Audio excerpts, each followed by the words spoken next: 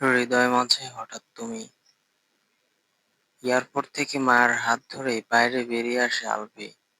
পার্কিংয়ে এসে নিজের কারটা দেখতে পায়। এদিক সেদিক নজর বুলায়। শুভ কোথায়? কাছে কারের কাছে এগিয়ে আসে, মায়ের হাত ধরে।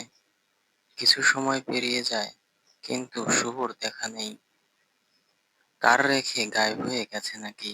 বিড়বিড় করে কয়েকটা গালি দেয় শুভকে। এই ছেলেটা কাজের সময় উধাও হয়ে যায় শুধু।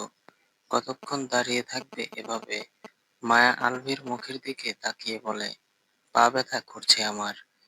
মায়াবরী, আর একটু কষ্ট করো, শয়তানটা এখনই চলে আসবে। কারের সাথে ঠেস দিয়ে দাঁড়ায় মায়া। আলভি নিজের ফোন বের করে পকেট থেকে ফ্রি ওয়াইফাই কানেক্ট করে। তারপর হোয়াটসঅ্যাপ থেকে শুভর ফোনে কল করবে, ঠিক তখনই শুভ দৌড়ে আসে ওদের দুজনের সামনে। সোজা হয়ে দাঁড়িয়ে জোরে জোরে শ্বাস নিতে নিতে বলে, আসসালামু আলাইকুম স্যার, ভালো আছেন? ওয়ালাইকুম আসসালাম, আলহামদুলিল্লাহ ভালো। আপনি কেমন আছেন? আলহামদুলিল্লাহ ভালো আছি। ম্যাম, আপনি কেমন আছেন? জি আলহামদুলিল্লাহ ভালো আছি। আলভি রাগী সুরে বলে, আজকে বাড়ি ফিরে নেই, তারপর তোকে দেখাবো মজা। কোথায় গায়েব হয়ে গিয়েছিলি শয়তান? তোদের দেরি হচ্ছে দেখে কফি খেতে গিয়েছিলাম। সারাদিন শুধু খাই খাই। তুই বোধহয় না খেয়েই থাকিস। বাড়িতে নিয়ে যাবি নাকি রাস্তায় থাকতে হবে? কারের ডোর খুলে দেয় শুভ। মায়াকে আগে বসিয়ে তারপর আলভি বসে।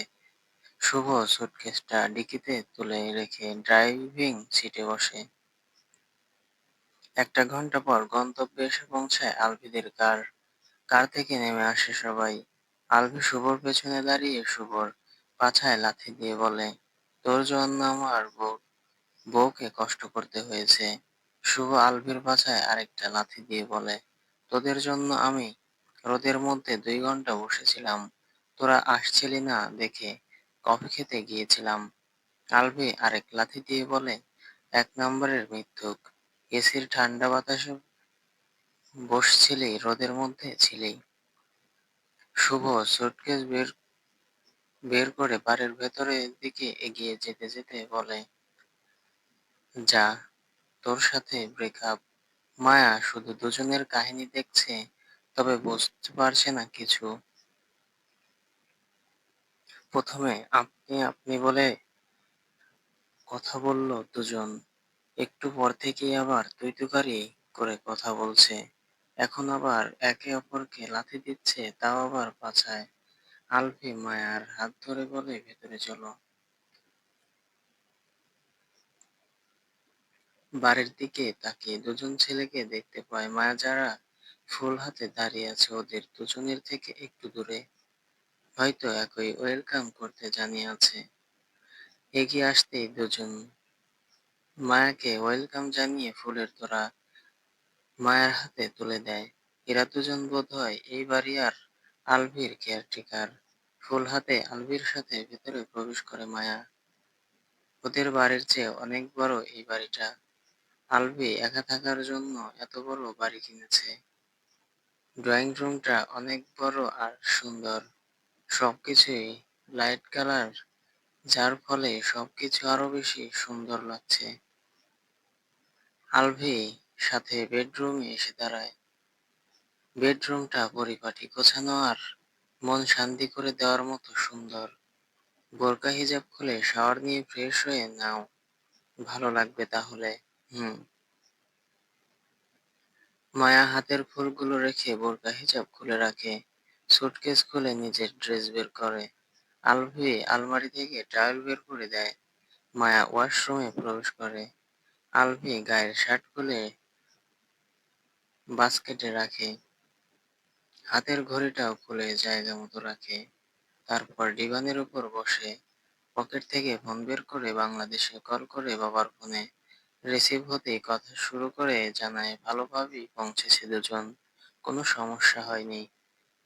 পরে আবার কল করবে বলে লাইন বিচ্ছিন্ন করে ফোন চার্জে লাগায়।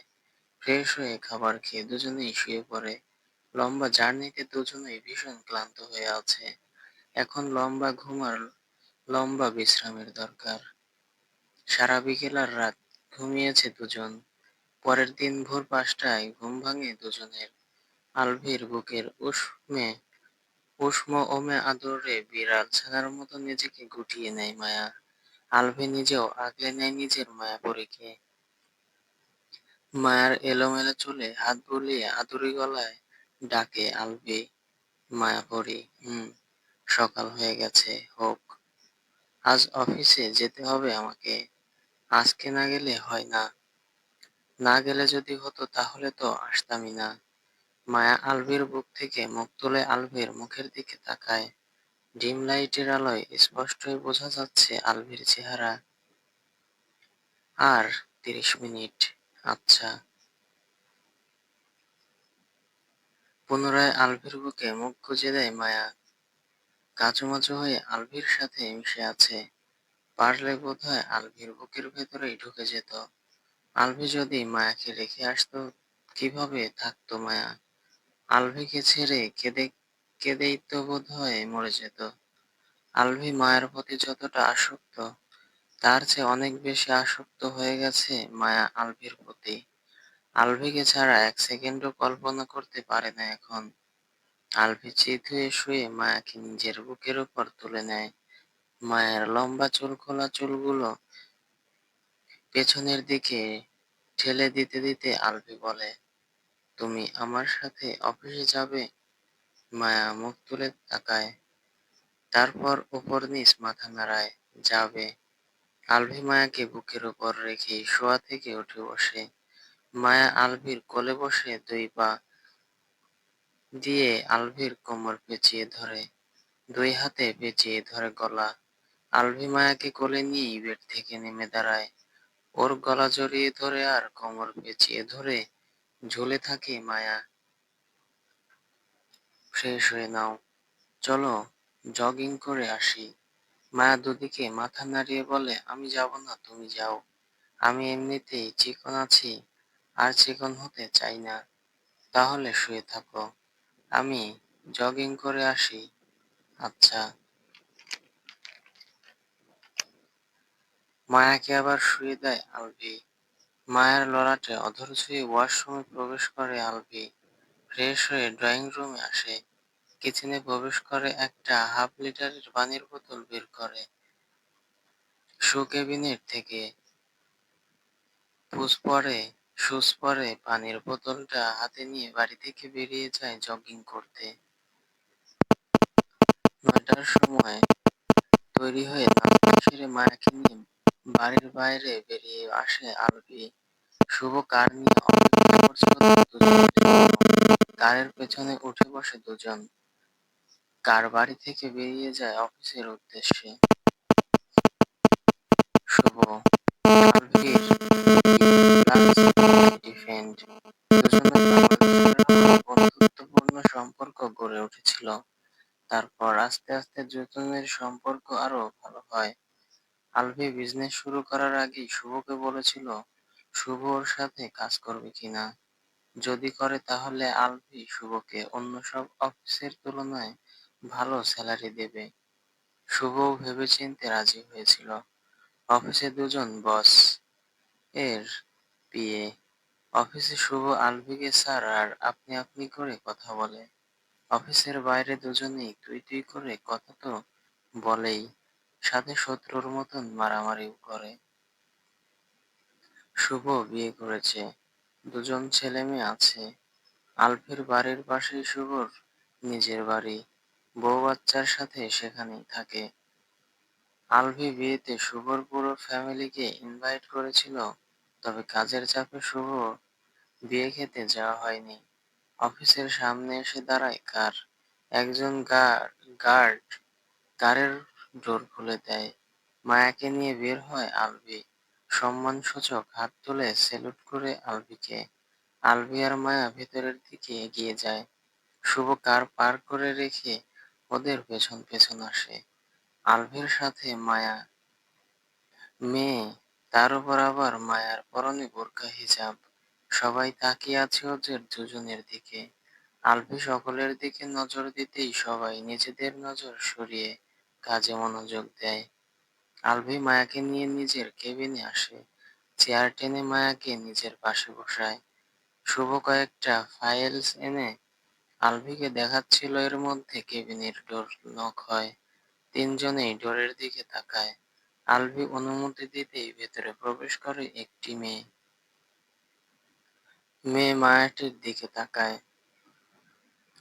পরনে ওয়েস্টার্ন ড্রেস, তবে মার্জিত। কাঁধের নিচ অবধি থাকা চুলগুলো খোলা রয়েছে। দেখতে বলিউড নায়িকাদের মতো লম্বা, সেরকমই। গা থেকে রূপ সৌন্দর্য যেন ঠিকরে পড়ছে। এই মেয়েটার কথাই বোধহয় বলেছিল আলভি। এই মেয়েটার কাছে মায়ের সৌন্দর্য কিছুই না। হাই আলভি। হ্যালো, কেমন আছো? ভালো। আপনি কেমন আছেন? ভালো। ও তোমার ওয়াইফ? হ্যাঁ। মায়া, উনি এই কোম্পানির একজন শেয়ার হোল্ডার, মিস মেরিনা। মায়া মিষ্টি হেসে মেরিনাকে হাই বলে। মেরিনা মুখে জোরপূর্বক হাসি ফুটিয়ে মায়ার সাথে দুটো বাক্য বিনিময় করে। মেরিনা একদৃষ্টিতে তাকিয়ে থাকে মায়ার মুখের দিকে। এই মায়ার মধ্যে কি আছে যা ওর মধ্যে নেই? রূপ সৌন্দর্য কি সবকিছু, নাকি ভাগ্যটাই বড় কথা?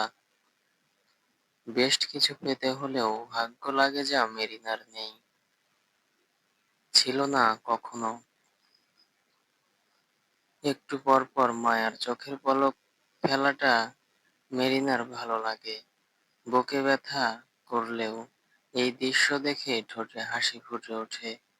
মায়া মেয়েটাকে অনেক বেশি কিউট আর মায়াময়। গভীর চোখ দুটোতে শুধুই মায়া রয়েছে। তাকালেই কেমন মায়া ধরে যাচ্ছে। এই মায়াময় আঁখি যুগল বোধহয় আলভিকে মায়ায় বেঁধেছিল। মায়াকে দেখে এখন আবার হিংসে হচ্ছে মেরিনার। ওর চোখ দুটো কেন মায়ার চোখের মতো মায়াময় নয়? ওর চোখ দুটো যদি মায়ার চোখের মতো মায়াময় হতো, তাহলে তো আলভি ওর হতো, নাকি তাও হতো না? প্লিজ চ্যানেলটি সাবস্ক্রাইব করে পাশে থাকবেন। ভুল ত্রুটি হলে ক্ষমার দৃষ্টিতে দেখবেন। এতক্ষণ সাথে থাকার জন্য ধন্যবাদ সবাইকে।